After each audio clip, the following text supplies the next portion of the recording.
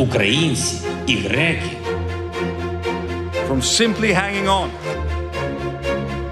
Πατρίδα, ελευθερία, δημοκρατία. Μην σιωπήσετε. Ακολουθήστε το δρόμο της καρδιάς. Βοηθήστε όπως μπορεί ο καθένας τους Ουκρανούς.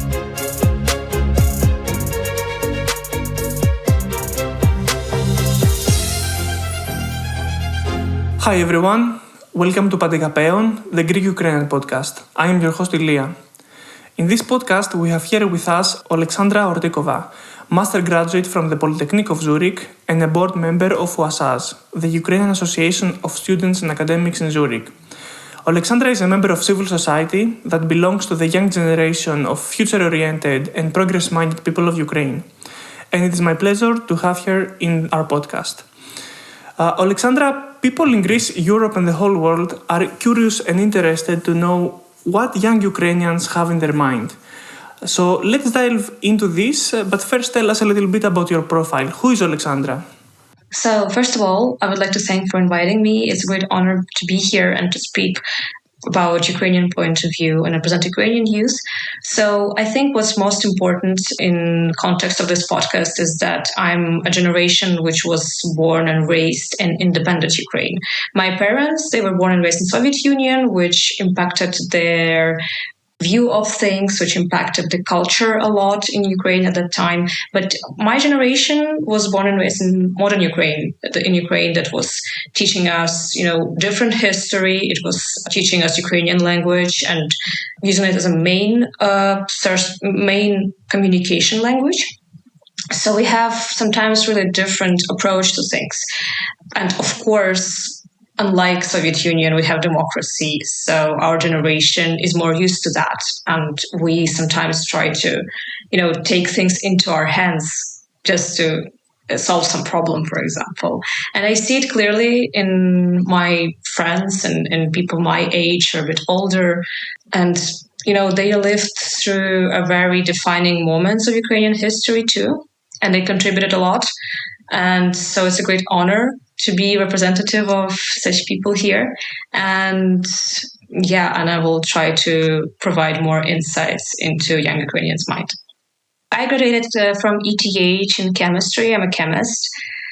So STEM major, not particularly an expert in international relation or in culture, but I'm really interested in culture and I'm really interested in people, and I read a lot and I try to think a lot about my role in society and about Ukrainians' role in the world. So I have a lot of opinions and I have a lot of thoughts. So that's why I'm here probably. Perfect. And where are you from in Ukraine, if I may? I'm from Kyiv, the capital. Okay, tell us a little bit. Why do you think that the war started in the first place? What is the root cause of this? There's a short answer to this question and there's a long answer. So the short answer would be Russian imperialism, of course, and I try to explain it more. So for the longest time, Ukraine was occupied by Russia. It was part of Soviet Union. Before that, it was a part of Russian Empire. And Russians grew with this understanding that Ukraine is part of their territory. It's part of their sphere of influence. So that's something they actively enforcing in their media, in their education system. And Ukraine in the past 10 years, Ukraine has been doing some progress. Ukraine chose its European future, chose its future with European countries, and it really wanted to go in this direction. However, Russia did not understand that this, quite a big country by European means, wants to decide its own fate and does not want to depend on Russia. And they treat it as the breach in their imperial thinking. They don't understand how can, this inner colony of Russia decide its own fate and decide to have its fate not with Russia. So that's the main reason, in my opinion. They just still treat themselves as an empire and they enforcing smaller territories like Ukraine or regions which are considered part of Russian Federation still, but they are still colonies in some sense, that they cannot decide their own fate and that if they do, they get attacked. So it's pretty much 18th century thinking, but for some reason it's still persistent in the 21st century, unfortunately. But why now? There was no possibility for Ukraine to join NATO. There was the potential for a long-term integration of Ukraine in the European Union. But it was quite sudden, right? Was it maybe, internal Russian region? Did Ukraine do something? Or what, apart from Russian imperialism, were there other reasons too? For example, we hear that if Ukrainians were prosperous and democratic, then the Russians who thought that Ukrainians are very similar to them, then they would also seek democracy, so maybe that would be a threat to their regime. So were there maybe other reasons too? Well, Russia first attacked in 2014, and part of Ukrainian territory was occupied until and is still occupied. Crimea is still occupied. Parts of Luhansk and Donetsk regions are still occupied from that 2014 invasion. And, this conflict was frozen for a long time. But I guess when it was in this process of stalling the conflict, of de-escalating, how it's called right now, the conflict, I think Russians just never refused the idea to capturing Ukraine, the whole country, and they just continued to prepare for the full-scale invasion. They just continued to invest a lot in their military complex. And, there were some rumors about Putin planning the invasion around the dates, because numerology stuff, this kind of occultism is really popular, I guess. I don't know how true is that. But the thing is that this invasion is actually started in 2014, and it's just the continuation of that, because Ukraine on its own couldn't just kick out Russia in 2014 because we did not have a strong army back in the day, and we did not have as much help as we have right now. And they just never get rid of this idea to capture Ukraine as a whole, and just were preparing for that. And maybe in 2021, 2022 is when they considered their preparations being ready, that they can capture Kyiv in 3 days, how they were planning from the very beginning, and their army is strong enough to do that. So maybe that's why. But I think right now it's impossible to say why exactly in 2022. Why exactly in February 2022? I have no idea about that. We can only try to get into the mind of the mad people and try to decide what they were thinking about. It's obvious why they invaded in 2014, but in 2022 it was just the continuation of that. So maybe they were preparing for this 8 years. So it basically has to do with the fact that you wanted to choose your own destiny, and they just could not accept it, and they were willing to go to war for that. Yeah, I guess so. I mean, it happened before. So it happened before with many other territories and countries. And it was happening way before Putin came to power, actually. So that's something they've been doing with other territories, and that happened to Ukraine. It's just that Ukraine got a lot of attention, a lot of help, and we're really thankful for that, because if it wasn't for this help, it would be just like many other Russian invasions before, being just frozen conflict without any hope for the resolution. Okay. And to you, what does the war actually mean? What's the meaning of it? Is it just a settling of an imperialist quest? Or are there more questions attached to the outcome of this war? Well, I think every Ukrainian right now is really anxious about the outcome, because at the beginning, everyone was really scared and no one understood what's going on. However, the fact that everyone was telling that Ukraine will fall in 3 days, like it was not only Russians talking that Ukraine will fall in 3 days. There was a lot of European leaders who were kind of like watching from a side, saying how they would go. No one understood how long Ukraine will last if invasion happens, if full-scale invasion happens. So, but then Ukraine survived like first weeks, first months, and people realized that, okay, maybe they can do it. So at the beginning, there were more hope. Right now, the situation is growing more and more complicated, and no one knows how it's going to end. So for the Ukrainian, it's now the question of the future of their country, how it's going to end, will it end, what's going to happen in the future, what's going to happen with territories that are occupied in the moment. And of course, there's always a personal aspect to that. Like, will my loved ones survive? Will my loved ones end up in occupation, or will they end up on the front lines? That's like just a lot to think about generally. And yeah, for me personally, I was really scared when the full-scale invasion started. I also didn't understand what's going to happen. And it was obvious they were targeting Kyiv first and foremost. And I was in Kyiv when the invasion happened. So yeah, I just couldn't understand what's going to happen to me, to my family, to my house, and how it's going to be. Because before that, I only saw war in movies, seeing this, epic World War II films or something like that. And it's not how it's the only understanding of how civilian people could live in times of war. And I didn't know, will Kyiv remind London in the 40s, for example? Will it be bombed to the ground, or will it just be as it is? No one understood that.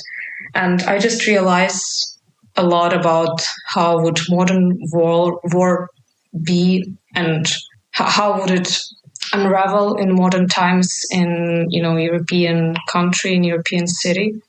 I understood that, and realize that Russia is just an existential enemy of Ukraine, because a lot of people, I think there were some Ukrainians who were talking about Russia being an existential enemy of Ukraine, that there would be no peaceful life for Ukrainians if Russia exists in the same form as it exists right now. But a lot of people were still not so sure about this idea. But after the full-scale invasion, I think majority of Ukrainians realized that they actually want to eradicate us. So there's not a lot of choices we have here, and we can't just give up and wait for them to set torture chambers in every occupied town and just wait to fully eradicate us. We can't afford that. We want to see that happening. So that's why Ukrainians are changing their minds. They are realizing that this war is actually, I'm saying it's 10 years right now, but actually this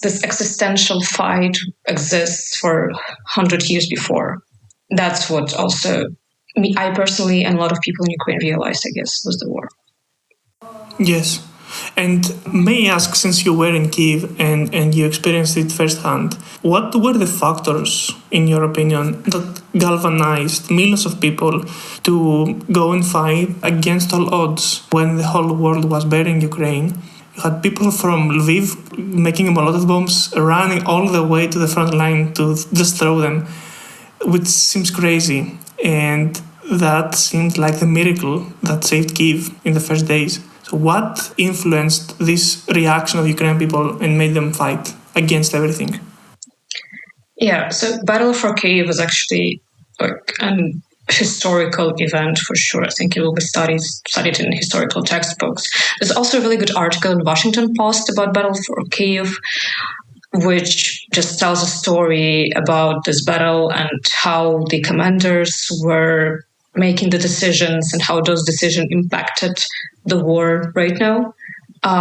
So first of all, that's amazing Ukrainian commanders and Ukrainian people who understood what they're fighting for, because all of the people in Ukraine, they're fighting for their homes. And of course, if Kyiv gets captured, no region will be safe, of course. Even Western regions, which are far away from the front lines, it's still they cannot capture the capital. It's going to be pure chaos if they kill the government and, just destroy the capital. So I guess that was motivation for people from other regions to join, of course. I personally know people who joined directly after the full-scale invasion to protect their own homes, their own country, their own city. There was also territorial defense units. They started to form in early 2022, the end of 2021. And I think they also helped a lot because it allowed people without a strong military background to join.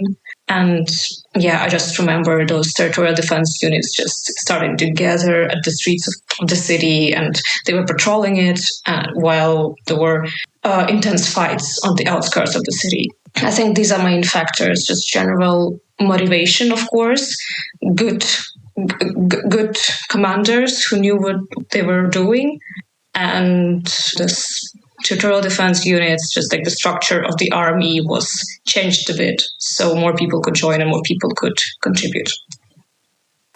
Well, you are describing to me a very personal brawl between two people, and I'm wondering what are your thoughts when different people describe this as a proxy war between the West and Russia. I remember specifically I saw a very prominent center-left ex-minister of Greece called Venizelos with an interview with a journalist called Pavlos Zimas. They both are pro-Western, liberal, open-minded. Yet they described this war as a proxy war. Maybe it was a mistake of the language, but what do you think when you hear this term proxy war? I think that when people say that it's a proxy war, they do not understand the context of Ukraine-Russia relations throughout centuries. As I previously said, it is an existential war for us. As one of the prominent, unfortunately late activists said, Roman Ratushny, that it's an existential war, and if we win, we'll have a couple of years to prepare for the next war, and if we lose, then we're just gonna, we're gonna lose decades basically under Russia's rule. Ukrainians are not fighting for Americans, are not fighting for Europeans. If you ask random Ukrainian what they are fighting for, the answer would be the right to exist, the right to be with their family, to live in their own country by their rules and not depend on bloody dictator regime in Russia, because no one wants to live in Russia and Ukraine. The only reason why Ukraine chose those really close ties with the US and Europe, first of all, because we belong in Europe, we are a European nation, but we also dealing with really strong and really big enemy who've been a local bully for ages in this region. And it's really hard to navigate this fight on our own, and we need good allies. And we want to be allies with democratic regimes. We want to be allies with the countries which are really prominent and which are focusing on people and not on ambition of some dictator. So yeah, we are allied with the US. We are value US and Europe as our allies, of course, and we're really thankful for all the help we're receiving. But that is an existential war for Ukrainians. It's not like we're fighting for the US or for Europe. You say this, and I find this very interesting. You say this is an existential war of Ukraine. We fight for us alone. But at the same time, I believe you have internationalized this war. You have many people, many thought leaders, many governments, parliaments who say, there are a lot of questions that are going to be answered with the outcome of this war. And the answer needs to be something that is beneficial for our interests. So a lot of European Western interests are attached to Ukraine. And you have, for example, Greek analysts saying, if any country can just go and grab some land, then why not the country next to us? So you do have thought leaders who care about this, and they basically say that there is the international order that has kept peace and prosperity. So while you are fighting for survival, at the same time you have the whole world who believes in the international order thinking that actually Ukraine needs to win for us too. So what do you think when you hear this, and what do Ukrainians think when they hear this? Yeah, I would say that, of course, that's the main motivation for Ukrainians, to protect their own land and to survive, basically, because we've seen from Mariupol and Bucha what happens when Russia comes to Ukraine. No one wants to live in these conditions. But of course, we in Ukraine understand that Russia is never going to stop if they capture Ukraine. They will not stop on Ukraine. They will probably attack another country. And that's why Europe helps us, and we're really thankful for that. But it's also their personal motivation to do so. And yeah, I agree with you on that if other countries see that you can just be a bully and be stronger and just capture other countries' territory, that any territorial conflict in the world can escalate because of that, because they can see that, okay, there's international law, we're supposed to follow that. But if other big country has a lot of arms, does not care about international law, nothing happens to it. It just can capture this territory and leave as it is. So maybe we should do that too. And there's a lot of countries who would like to do that. We can see those axes being formed. And I think we already see it in different parts of the world, the territorial conflicts being more escalating and turning to an active phase. That's also another motivation why people from other parts of the world who would think, just Ukrainians dying, nothing happens to us. No, it will affect the whole world because that's a precedent of really peaceful country being attacked by a big bully. And if we don't stand up to this bully, then those bullies going to appear in different parts of the world. That's for sure. Because if the unpunished evil comes back. And if we don't punish the evil today, then it's going to come back tomorrow and much stronger than today. I find your answer very interesting because it has both the realist element and the romantic element. So you both have the cold calculated thinking that actually if Russia wins, then its army will be closer to the European Union. So that's a cold realist calculation. But at the same time, you also say when to defend some values, some treaties, a specific mindset that you cannot just go kill someone just because you're stronger, that there should be some sense of right. Perfect. Okay. I remember when we were face to face, you were telling me that you have thought about the nuance of someone being anti-war, anti-Putin, anti-colonialism. I find this super interesting. Can you tell us a bit more? What does it mean to be anti-war, anti-Putin, anti-colonialism? Yeah, so that's just the thought I've been hearing from some prominent Ukrainian intellectuals. For example, one of the articles I read recently was Mariam Nayem's article on, Russians in Western media and Russian and Western intellectual circles and how they are. Some European intellectualists really want to see the dialogue between Ukrainians and Russians and ask them about the realities of war, about the motivation, about the future after the war ends, even though I'm not sure about if we can predict that right now. But there are some widely accepted approaches to that, and some, even in really big Western media, we can see Russians acting as experts on Ukraine, which in my opinion is crazy. So, and I also heard it personally, sometimes my friends would say, see, he's Russian, but he's a good Russian. He's anti-Putin. That's fine, right? And there's much more than that. There's much more nuance than that. And that's why I wanted to talk about it more. Because, you can be anti-Putin and still be pro-war. There's example for that. There's this war criminal, Girkin. He was actually responsible for taking down the MH17 plane, which killed 300 people from all around the world and is an awful war crime. And this guy is actively pro-killing Ukrainians. He's actively, Ukraine should not exist, let's go on war and just kill Ukrainians.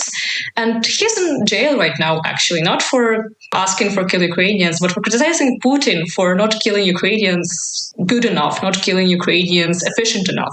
So is he anti-Putin? I guess so. But he's not necessarily anti-war. He's actually extremely pro-war. So if I hear that someone is anti-Putin, that tells nothing to me, because people can be anti-Putin for a variety of reasons. They can be anti-Putin because of the corruption. They can be anti-Putin because for personal reasons, for example. There's much more to that than just, not supporting killing of Ukrainians. And also people say they're anti-war and they don't support war in Ukraine, but then you ask them, well, what are your thoughts about Crimea? Because Crimea is Ukrainian territory. It's Ukrainian territory according to international law. It's according to very few countries recognize Crimea as Russia, because Crimea is Ukraine. And I ask people, well, what would you think about that? And they're not so sure about that. War is bad, but occupation of another country territory is actually not that bad. So there's also another question to consider. And yeah, if you ask them, did really war start in 2014? Did Russian forces actually invaded back then? It also dependent on the answer. And also, they say they anti-war in Ukraine, but then Russia did a lot of awful war crimes in Georgia in 2008, and before that, they occupied part of Moldova in 1992. They did a lot of war crimes in Chechnya in the 90s. And do they consider themselves being anti these wars too? Do they think about the role their country played in peace on the continent and just destroying people's lives or I don't know what? Do they really consider that? Do they think about that? That's interesting to me too. I'm like, what's the matter with the war crimes? What is wrong with these guys? I mean, apart from the war crimes on the field, I'm also wondering, why do they interfere with Western democracies? What did we do to them? I mean, we've been asking the question, what's wrong with Russia for centuries already. So I don't know if I can answer that. There's many reasons why they can do that. So I genuinely feel that the approach to international politics in Russia is stuck in, colonial times. That's the main reason for much of the stuff they do. So they try to flex their muscles and prove to anyone they're the strongest, they're the best, they're like the biggest army, whatever. They really try to fit into this narrative for some reason. Maybe there's something broken in the society that they need to constantly prove to themselves they are good because they don't have those sense of feeling that they are good enough, so they don't need to prove nothing to anyone else. But it's something I don't think anyone in normal democratic country could understand, like what's wrong with the society who wants to kill, who wants to invade, who wants to just make the most mess in the world that they can. So I don't think that we can understand that because wasn't growing up in Russian culture, in Russian. I wasn't learning Russian history in school. Like, I don't know how people are there learning and growing up and how culture forms them. But I guess there must be something in society and in culture and in general education politics that brought up people like that, I guess, because I just cannot understand how can you be like that at all. Yes. Let's focus more on Greece for a moment. I'm really curious to see how do you and how does the average Ukrainian view the assistance from Greece? That's an interesting question. I'm not sure if I can tell for all Ukrainians because honestly, I don't see Greece to be present a lot in Ukrainian discussions. So Greece certainly gave us some military equipment. I do remember that. And we're really thankful for any help we receive. That's really important because the war is like a black hole. It just, everything goes in there, disappears. And we constantly need something. We need a lot of military equipment every day to at least be on equal grounds with Russia right now. It's an extremely complicated situation and we need a lot of help every day. And we're really thankful for every country, no matter big or small, that helps us. With Greece in particular, I don't think anyone views Greece as a big player that helps Russia because Ukrainians are following closely what happens in the world. And, for example, there was a half a year-long drama in the US, which stopped basically US help for Ukraine.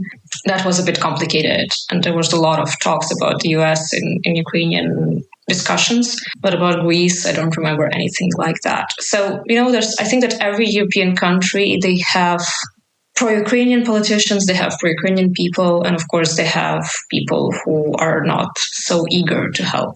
And I guess Greece is the same in this sense. There are people who are extremely helping a lot and they are extremely pro-Ukrainian, and some people are just eating of that Russian propaganda and saying that they don't need to interfere in this conflict or something like that. It happens everywhere. Some countries are just more influential, I guess. So we really pay close attention to them, like the US, like Germany. But generally, we understand that there are businesses that are helping Russia, unfortunately, still in Europe. There are people who are still treat Russia as their equals and their friends. I don't know. And that's the reality, I guess.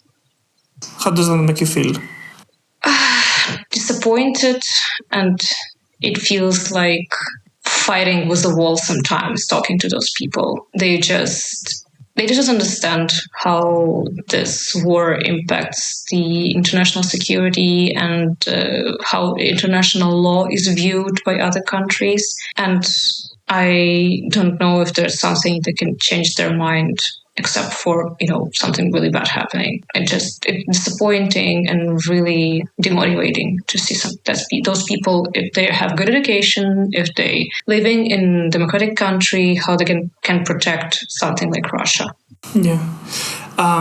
Two last questions. One is, do you have a message to the average Greek person? And second, what's the end game in your perspective? What would be the ideal goal of Ukraine's aims?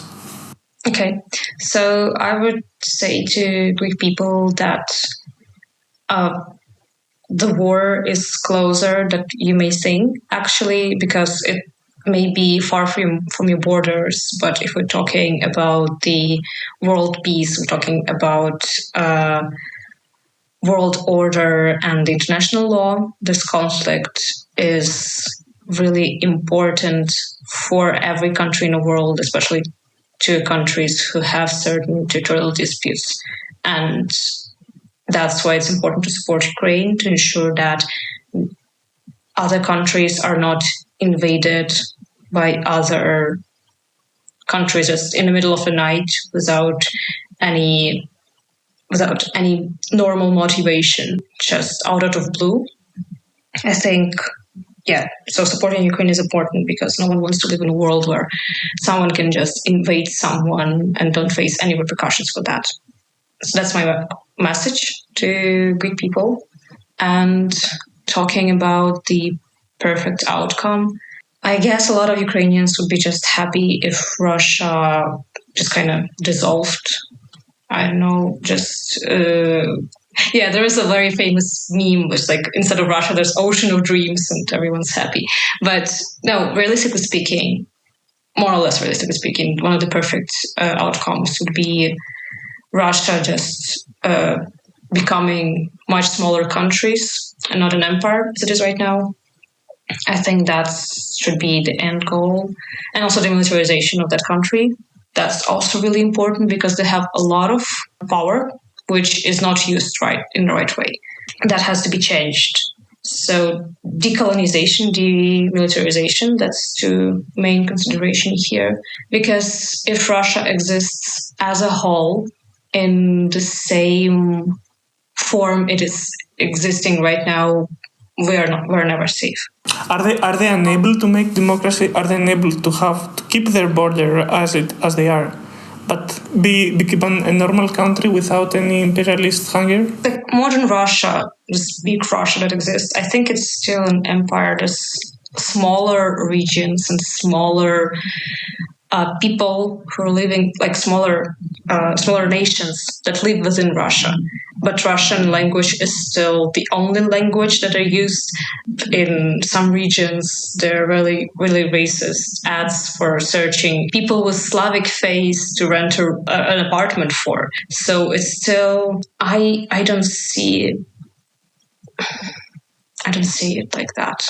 And also, like, very same borders. We talked about Chechnya before. Chechnya is still considered as Russian Federation today. But it's the country who had two really cruel, bloody wars with Russia for independence. And a lot of war crimes were committed by Russians in Chechnya. Should they stay within the same borders then? I don't know.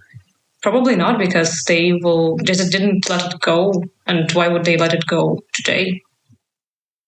Okay. I've heard from Zelensky, or I'm not sure, someone from the Ukrainian side who says basically there is a specific formula, there are 10 points, and basically first you have liberation of territories, then you have repayments for the damages, and then you have justice. Would that be fine? I mean, you cannot. I don't know if there is any justice to be served right now.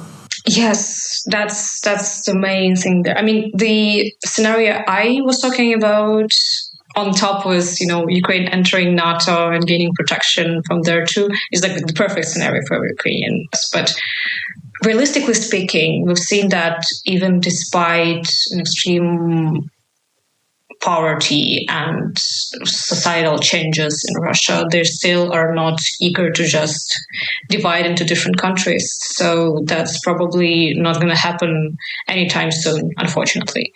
But yeah, this list is more realistic. However, I don't know. I'm not sure if that will end the war once and for all. It can just stop the war right now, but we don't know what's going to happen in 10 or 20 or 30 years. Will Russia attack again? Will they still invest all of their money into military complex to kill Ukrainians more effectively, to just attack stronger? We don't know about that. But Ukraine is also... Both Russia and Ukraine are exhausted right now, and a lot of resources were already used for continuing the war. So I understand why people would agree on this solution, on Zelensky's peace formula right now, because we really need this rest. Because Ukrainian people are dying every day in the front lines, and there's also a lot of questions about how the international help will it continue. Well, especially US is a big question right now because of the election. So there's a lot of questions with that. And yeah, I personally am not sure about how long we can continue like that. So that's why I think the Zelensky's peace formula makes sense in current situation. And of course, I think they know more than me. So that's the most important consideration here. Perfect. Oleksandra, thank you so much. It was very interesting to hear your thoughts. Thank you very much, and have a great day. Thank you for inviting me. Have a great day too.